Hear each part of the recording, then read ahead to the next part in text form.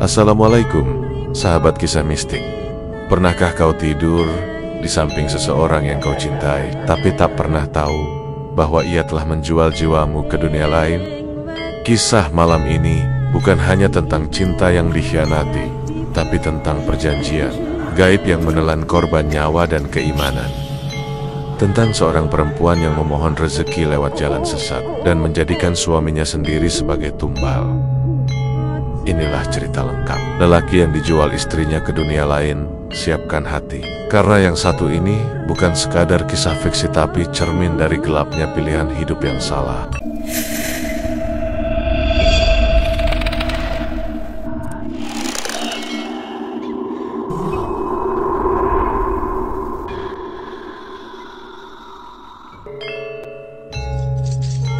Namanya Yani, janda muda sebelum menikah lagi dengan Teguh, seorang pria sederhana yang bekerja sebagai montir sepeda motor di bengkel kecil warisan ayahnya.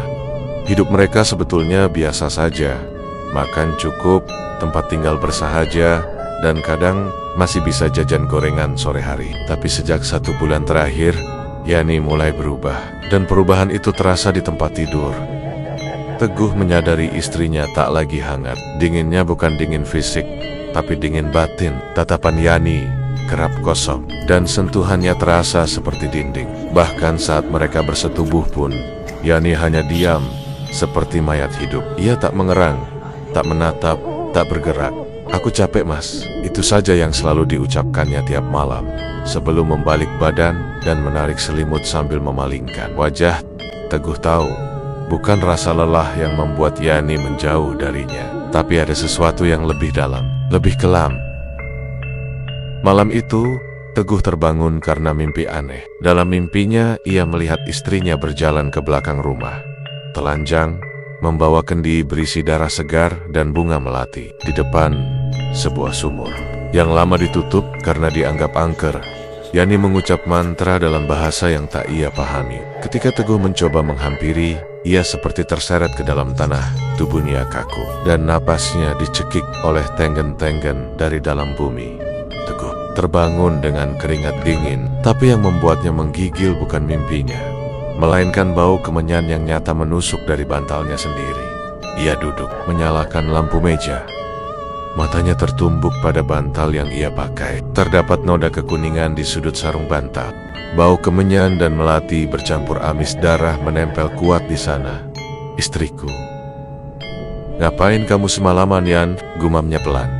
Tapi Yani sudah bangun, berdiri di ambang pintu kamar, mengenakan daster batik lusuh dan rambut digerai sampai ke pinggang. Matanya menatap Teguh tanpa berkedip. "Kau ngintip aku, Mas?" tanyanya.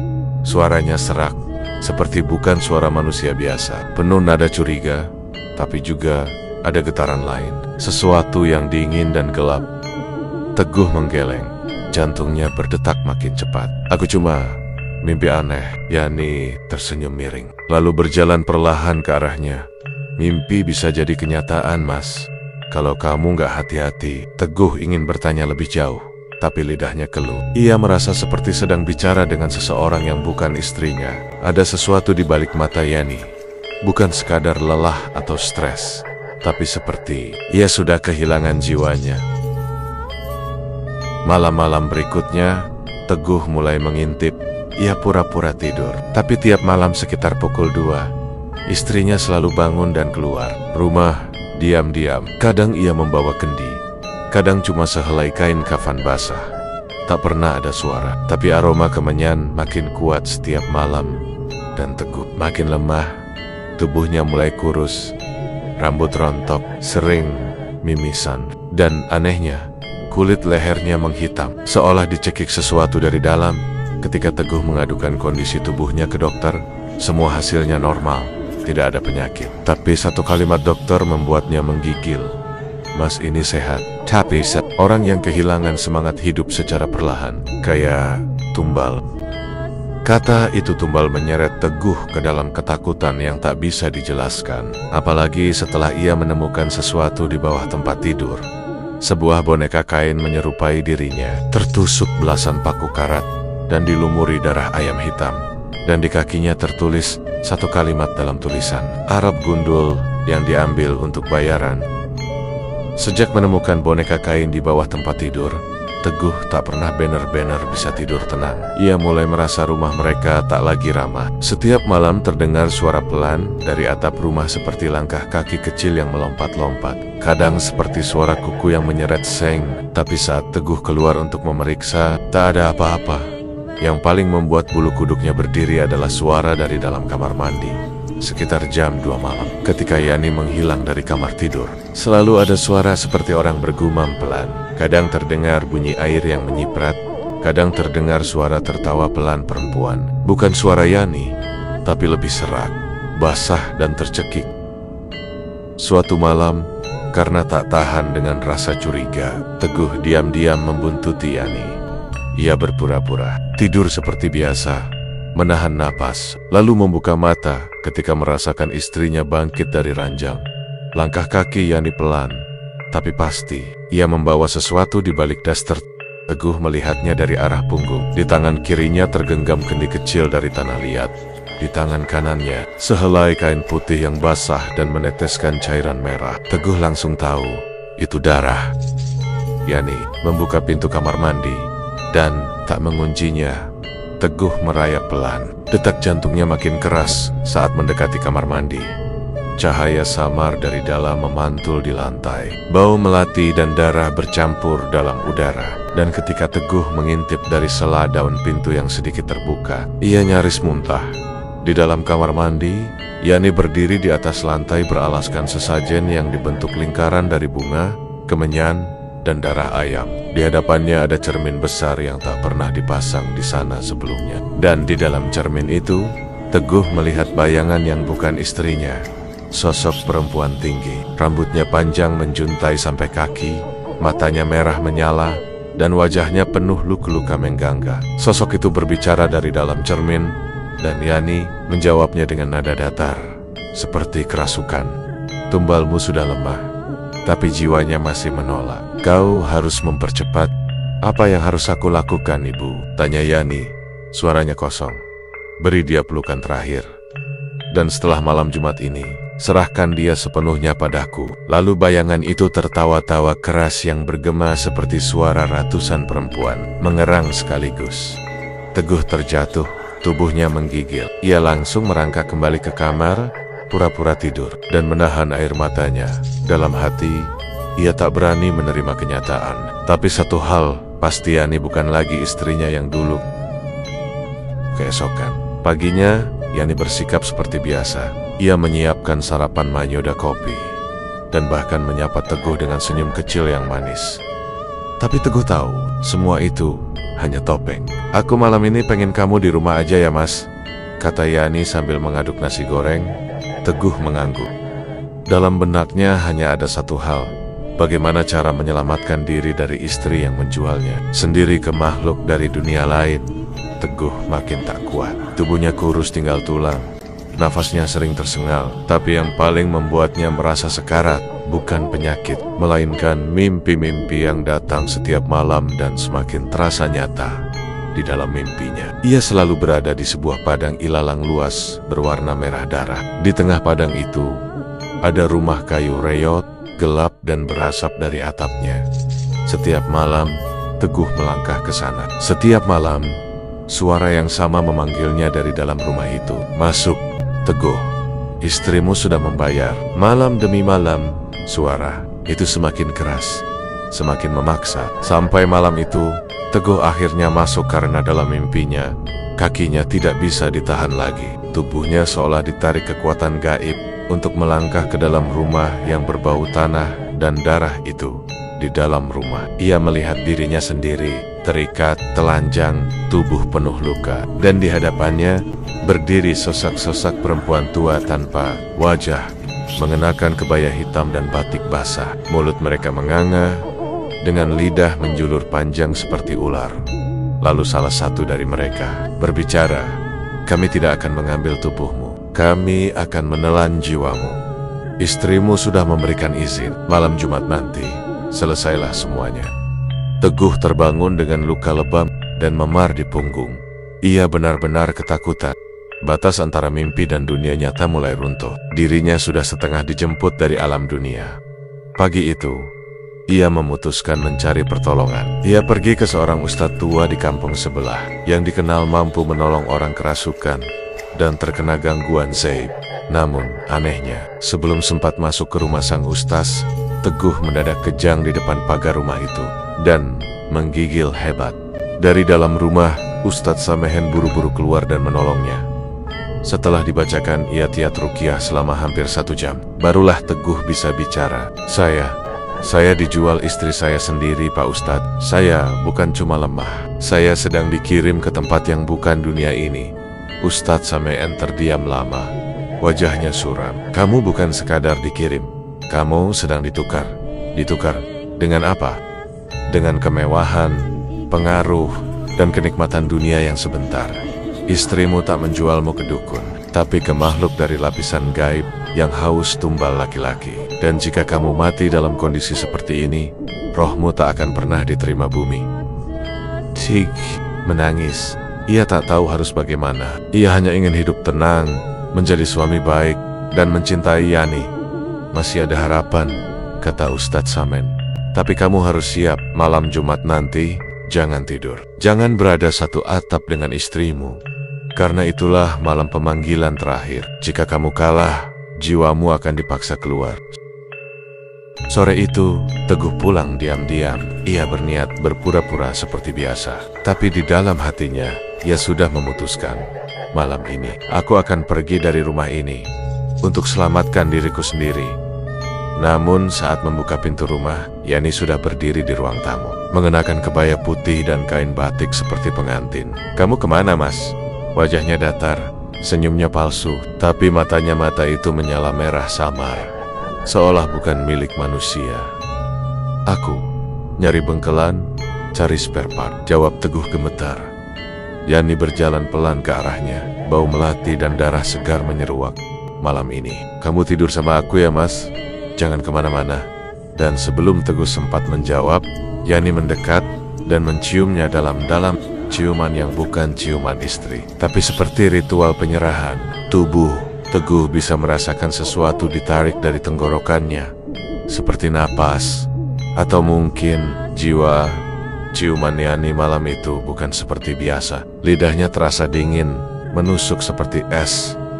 Dan ciuman itu bukan memberi gairah, tapi menghisap. Teguh merasa lemas, dan matanya mulai kabur. Tapi dalam detik-detik terakhir kesadarannya sebelum pingsan, ia melihat sesuatu bukan wajah Yani, tapi wajah lain yang menyatu dalam kulit istrinya. Sosok itu memiliki 2 mata di dahi, lidah menjulur panjang, dan kulit seperti sisik ular. Sebuah makhluk betina dari dunia lain menyatu dengan tubuh istrinya. Teguh pingsan, tapi bukan sekadar pingsan. Jiwanya dilemparkan kembali ke mimpi yang dulu padang merah. Rumah reot dan perempuan-perempuan tua tanpa wajah. Namun kali ini berbeda. Ia bukan sekadar ditonton. Ia dipaksa berlutut di tengah ruangan, dan di depannya berdiri Yani mengenakan daster putih berdarah. Tapi tatapannya kosong. Kau akan jadi milik mereka, Mas. Aku sudah menyerahkanmu, karena hanya itu yang membuatku kuat. Karena kamu gak pernah cukup. Teguh menangis, tapi ia tak mampu bergerak. Di belakang Yani muncul sosok perempuan tua berambut api, mengenakan jubah dari rambut manusia dan kalung dari tulang jari. Ia tertawa dan dengan suara menggema berkata, "Satu langkah lagi, malam Jumat, saat darah dan tubuhnya utuh, kami akan punya dia selamanya." Saat terbangun, Teguh sudah berada di sebuah tempat gelap bukan kamarnya. Ia berbaring di bawah kolong tempat tidur, tubuh dibungkus kain putih yang dilumuri cairan merah kehitaman. Di sekelilingnya ada lilin hitam menyala, membentuk pola segi 5. Di tengahnya berdiri Yani, memegang keris pendek berlumur darah ayam. Yani membuka matanya perlahan, menatap ke bawah. Ia melihat Teguh sudah sadar. "Maaf, Mas, tapi aku sudah terlalu jauh. Aku butuh kekuatan. Aku butuh harta. Dan kamu, ya, kamu cuma laki-laki baik yang gak cukup." Teguh berteriak, tapi mulutnya terkunci.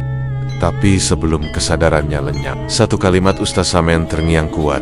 "Jika kau tak bisa melawan dari luar, lawan dari dalam." Dan malam itu, dalam tidurnya, Teguh memaksa bangkit dari mimpi. Ia berteriak dalam diam melowan dengan hati, mengingat ayat demi ayat Al-Quran yang masih ia hafal. A'udzubillahi minasyaitonirrajim. Allahu la ilaha illa huwa al-hayyul qayyum. Dan saat ia mengucap kalimat-kalimat itu dalam hati, tubuhnya mendadak terbakar di dunia mimpi. Sosok-sosok perempuan tanpa wajah mengerang kesakitan. Rumah reot itu mulai retak. Padang merah itu mulai berubah menjadi padang terang. Teguh sadar jiwanya bisa melawan. Ia terbangun lagi. Kini masih terikat, tapi lilin di sekelilingnya padam. Yani sudah tak di tempat. Dari Yohan terdengar suara tangisan istrinya di kamar mandi. Kenapa aku ngelakuin ini? Teguh sadar, mungkin masih ada kesempatan, tapi waktu hampir habis. Malam Jumat tinggal 1 malam lagi. Jika ia tidak memutus perjanjian, maka tubuhnya akan jadi wadah terakhir bagi makhluk itu. Dan Yani akan kehilangan semua, termasuk dirinya sendiri. Hari Kamis, sehari sebelum malam Jumat, Teguh memberanikan diri untuk melarikan diri dari rumah itu. Ketika Yani keluar membeli daging ayam kampung yang biasa ia pakai untuk ritual, Teguh memanfaatkan waktu untuk memutus tali gaib yang mengikatnya. Ia menggosok-gosokkan pergelangan tangannya ke ujung kaki ranjang besi, hingga darah menetes, dan ikatan kain putih robek. Setelah bebas, ia berlari keluar rumah tanpa alas kaki. Setiap langkahnya seperti dihantui, tapi ia tetap berlari ke satu tempat yang paling masuk akal. Ustaz Samenen. Saat sampai, tubuh Teguh kembali kejam. Tapi Ustaz Samean sudah bersiap. Ia menyambut Teguh bersama 3 santri seniornya. Mereka segera memulai ruqyah besar-besaran. Jin yang bersatu dengan tubuh istrimu bukan jin biasa. Ia bagian dari hadam pesugihan perempuan dari jalur Jawa Kalimantan. Mereka menuntut tumbal berupa lelaki hidup bukan sekadar darah, tapi jiwa. Karena itulah kamu dijual. Di malam yang sama, Ustadz Samenen menyuruh Teguh mandi dengan air yang diruqyah, dicampur daun bidara dan bunga kenanga. Saat air itu disiram ke tubuhnya, Teguh langsung muntah darah hitam, lalu tubuhnya membiru seperti diracun. Para santri langsung menahan tubuhnya yang kejong-kejong seperti disetrum. Dari mulut Teguh keluar suara, "Perempuan, kalian tak bisa ambil dia. Dia milik kami, sudah dibayar." Suara itu bukan suara Teguh, tapi suara dari dalam dirinya. "Kau tak berhak atas tubuh ini," teriak Ustaz Samen sambil membaca surah Al-Hasyr ayat ke-21. Karena perjanjiannya batil, lelaki ini tidak pernah rela, dan tanpa kerelaan, perjanjian itu batal demi Allah. Lalu Ustaz Samen mengikat jari-jari Teguh dengan benang merah yang telah diruqyah. Teguh menjerit keras. Sesuatu keluar dari mulutnya. Gumpalan rambut panjang basah seperti usus perempuan, mengeluarkan bau amis dan anyir yang memuakkan. Ustadz Samen menatapnya dalam-dalam. "Itu bagian dari khadam yang sudah menetap di dalam tubuhmu." Sementara itu, di rumah, Yani tiba-tiba meronta di depan cermin. Ia mencakar wajahnya sendiri, menangis, memanggil nama suaminya sambil merobek daster putih ritualnya. Bang, di cermin mulai retak, dan suara makhluk dari dunia lain mulai murka. "Kau ingkar, kau tak menyelesaikan ritual, kau akan kehilangan segalanya. Aku gak kuat, aku cuma ingin suamiku hidup. Tapi, kenapa harus ditukar?" Tubuh Yani dilempar ke tembok, wajahnya lebam, tapi saat ia tersadar, matanya menangis deras. Rasa cintanya pada Teguh muncul kembali. Namun suara dari cermin tak berhenti. "Kalau tidak, maka kamu yang akan kami ambil." Di malam itu, Ustadz Samen memberi satu pesan pada Teguh. "Kau harus kembali, hadapi dia. Perempuan yang kau nikahi bukan hanya butuh maafmu, tapi juga harus menyatakan penolakan langsung dari mulutmu. Kau harus mengakhiri ikatan batin itu dengan memutus ijab gaib yang tak pernah kau sadari telah terjadi." "Apa maksudnya, Ustaz?" "Waktu pertama kalian bersetubuh, ia sudah membaca mantra pelet pemilik tubuh yang mengikat jiwamu dalam perjanjian darah. Ya Allah." Teguh kembali ke rumah malam itu. Rumah itu sudah tak seperti biasanya. Lilin-lilin hitam masih menyala. Di ruang tengah, Yani duduk seperti mayat hidup. Wajahnya pucat, mata sembab, bibirnya retak-retak, Teguh melangkah pelan, membawa air ruqyah dan secari kertas berisi pernyataan pelepasan perjanjian dari Ustaz Samen. Di depannya, Yani menangis. Sejadi-jadinya, maafin aku mas, aku cuma pengen kita nggak miskin terus. Aku salah, aku khilaf.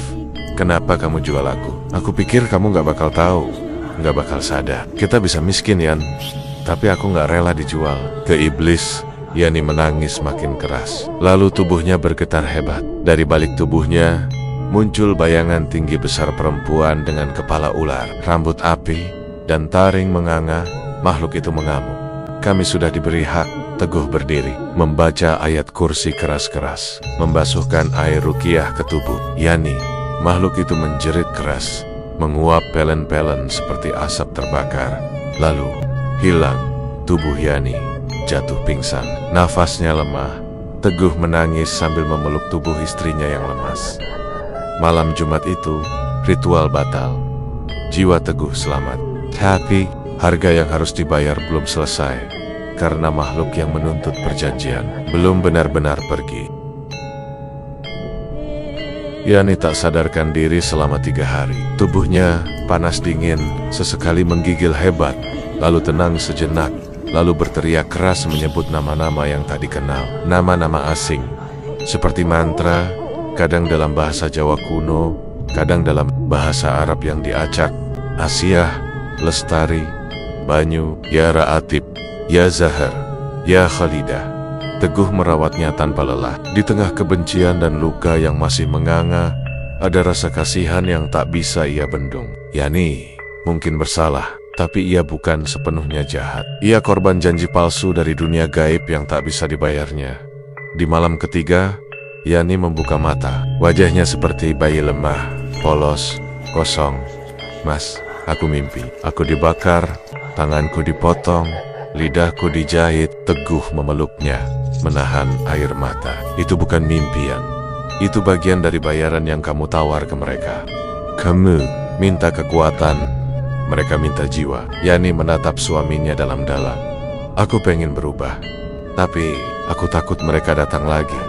Beberapa hari kemudian, mereka memutuskan pindah. Mereka meninggalkan rumah itu, menjual motor bengkel, dan tinggal sementara di rumah kontrakan kecil dekat masjid. Tapi malam-malam berikutnya, gangguan belum berhenti di cermin. Yani selalu melihat bayangan perempuan berdiri di belakangnya, walau tidak ada siapa-siapa. Di telinga, ia mendengar bisikan, kamu mengingkari sumpah darah, kau akan kembali, atau kami akan datang. Sementara itu, Teguh mulai mengalami luka mimpi lagi. Tidur sebentar, bangun dengan bekas cakaran. Tidur siang, bangun dengan mata lebam seperti ditonjok. Ia kembali menemui Ustadz Samen, yang kali ini hanya berkata, singkat, kalian telah memutus perjanjian, tapi belum membersihkan sisanya. Masih ada pintu yang terbuka. Ritual penutupan pintu Ustaz Samen mengusulkan satu ritual terakhir. Penutupan pintu gaib, agar makhluk dari lapisan dimensi itu tidak lagi bisa mengakses tubuh Teguh maupun Yani. Ritual dilakukan di malam Jumat. Kali ini di pelataran masjid, dengan saksi warga, karena Ustaz Samen yakin ini bukan lagi urusan pribadi. Ini sudah jadi kasus gangguan gaib yang menjalar. Ustadz Samen membawa kitab tua dan sebuah kendi berisi air zam-zam yang telah diruqyah selama 40 malam. Di tengah lingkaran 7 batu dan daun bidara, Teguh dan Yani duduk bersila. Ayat dimulai. Yani kembali menggigil, mulutnya terbuka lebar, lalu suara berat keluar. Kalian pikir kami hanya satu? Kami beranak di darahmu. Kami tumbuh dari air matamu. Kami bukan tamu, kami keluarga. Tubuh Yani terangkat, lalu terhempas keras ke tanah. Semua orang yang hadir beristighfar. Ustadz Samen melanjutkan ruqyah dengan suara gemetar. Demi nama Allah yang Maha Esa, tutup semua jalur masuk dari mimpi dan darah. Kami usir kalian dari tempat ini dengan izinnya. Setelah 1 jam, suara gaib itu menghilang. Tubuh Yani jatuh lunglai, dan tak ada lagi yang muncul dari tubuhnya. Sejak malam itu, rumah kontrakan mereka terasa lebih tenang. Tidak ada lagi suara aneh. Cermin tak lagi memantulkan bayangan lain.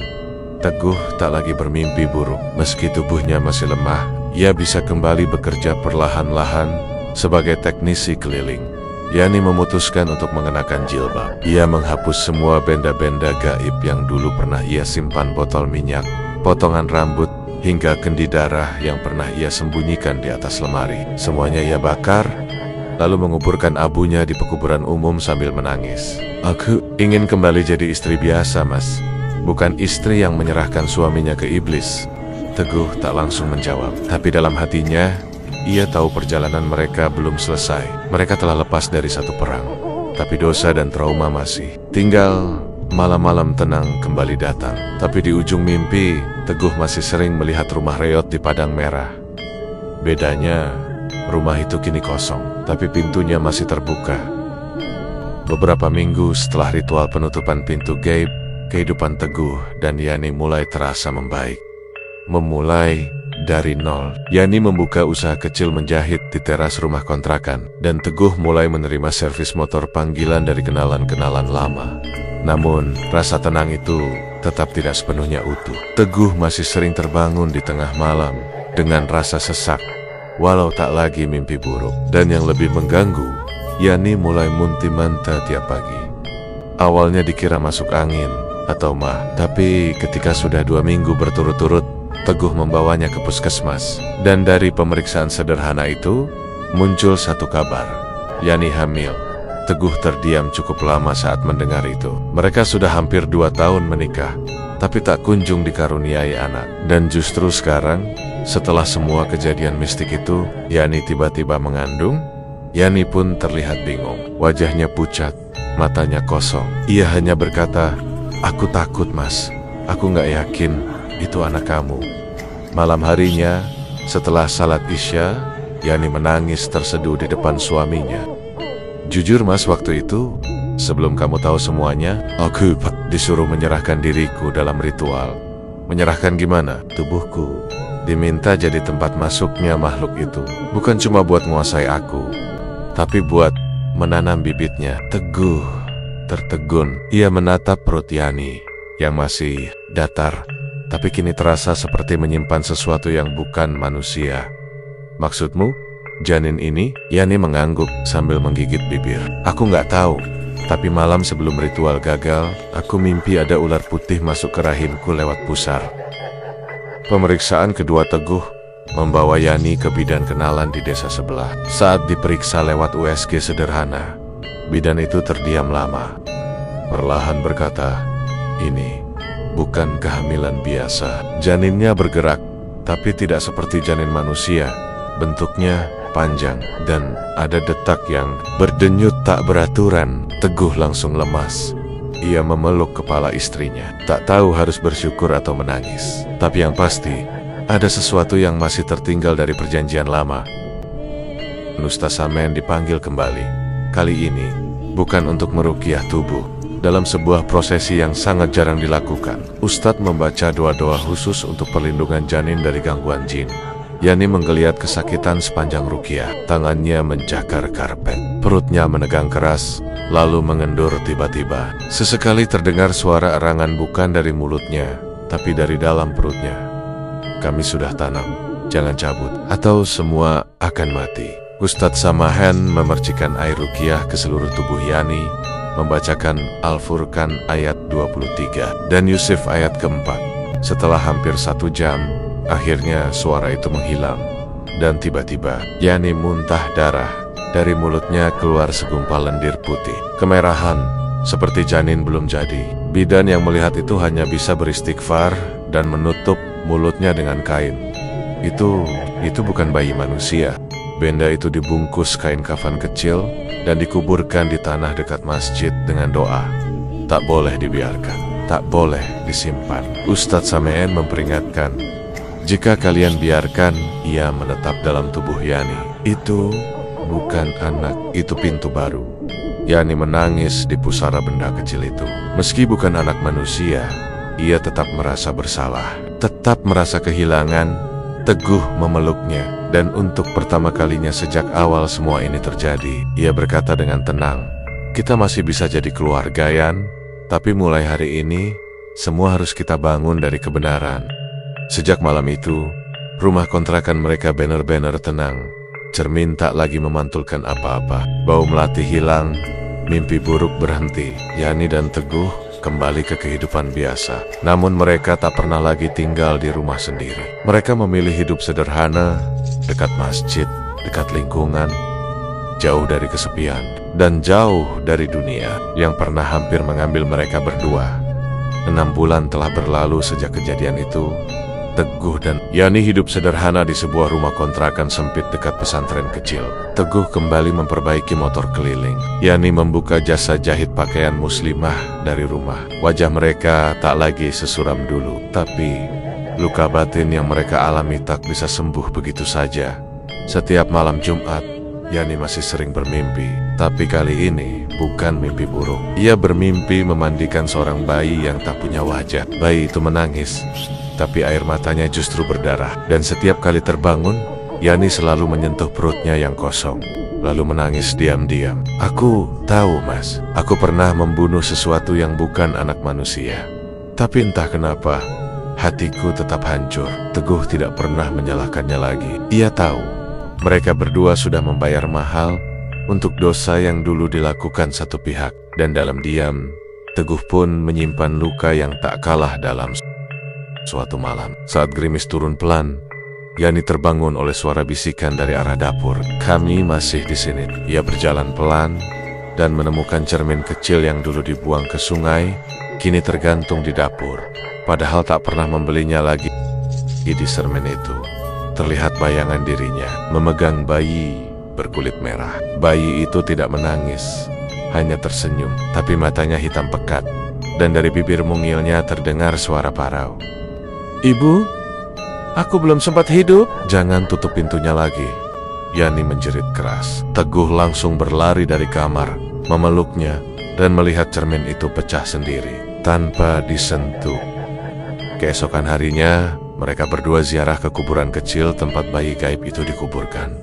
Ustadz Samen ikut menemani. Di pusara sederhana yang hanya ditandai batu dan secarik doa, Yani menaburkan bunga melati sambil berbisik, "Maafkan ibu. Kalau kamu memang pernah ada, aku doakan kamu pergi dengan damai." Dan dari arah langit yang kelabu, sekelebat bayangan putih terlihat melintas, seperti kain kafan yang terbawa angin. Tak ada suara, tak ada angin besar, tapi suasananya hening dan dalam, seolah dunia gaib ikut berduka atau melepas kepergian. Setahun kemudian, Yani benar-benar hamil. Kandungan sehat, normal, tak ada mimpi buruk, tak ada gangguan gaib. Dan ketika bayi laki-laki mereka lahir, suara azan dari masjid kecil bergema merdu. Teguh mengazani telinga kanan anaknya dengan air mata yang jatuh perlahan. Namanya Abdullah, hamba Allah, bukan hamba jin, bukan hamba pesugihan, bukan. Anak perjanjian. Yani tersenyum, tapi di dalam hatinya, ia tahu mereka akan selalu mengingatnya sebagai perempuan yang pernah menjual suaminya ke dunia lain. Tapi ia memilih hidup sebagai perempuan yang berani kembali dan bertobat.